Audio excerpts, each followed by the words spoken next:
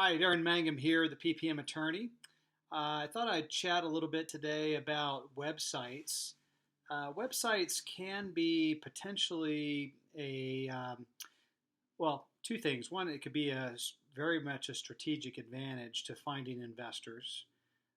Number two, it could also be a potential pitfall if you're accidentally offering securities on your website under the wrong exemption.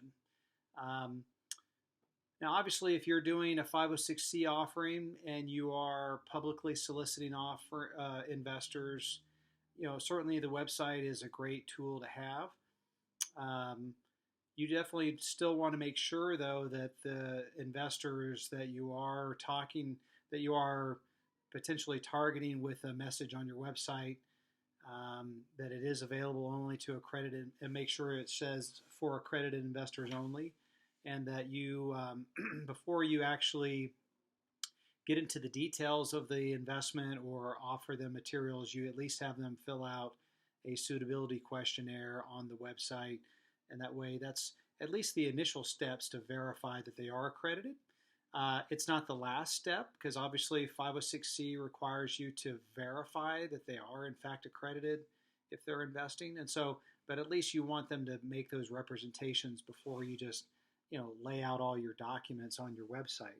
Okay, so make sure you do that right, and you have those appropriate disclaimers on there, and you make them go through those steps before you offer the investment.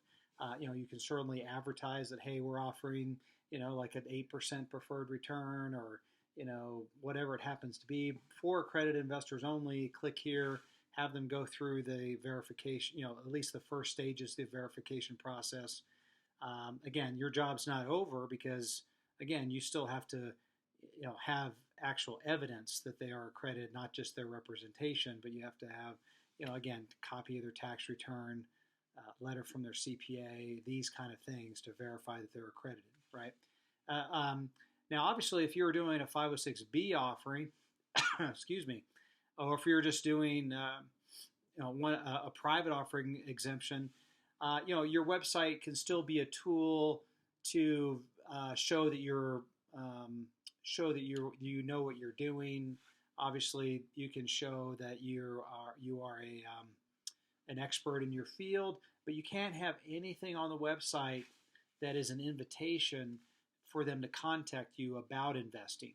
Um, you can certainly show, like, say, if you're doing a real estate project, hey, here are some projects we've done, but you really can't, on the website at least, to the general public, that's viewable by the general public, you really cannot have any sort of reference to, hey, these are the kinds of returns that we're making, and then, hey, here's a number, call us, for more information, right? Because that is going to be looked at by, if not the SEC, at least some state securities regulator is going to look at that and potentially tag you as you're generally soliciting the public, and when in reality that when you're not supposed to. So anyway, just keep that in mind when you're doing your website.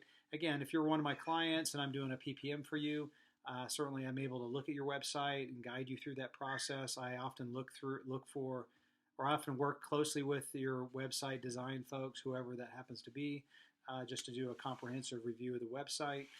That's something that I do for my clients. And so anyway, if you have any questions about that, generally speaking, about your website, I mean, I'd be happy to take a look at your website, make sure, see if there's anything that maybe possibly throwing up a red flag. But anyway, just something to keep in mind.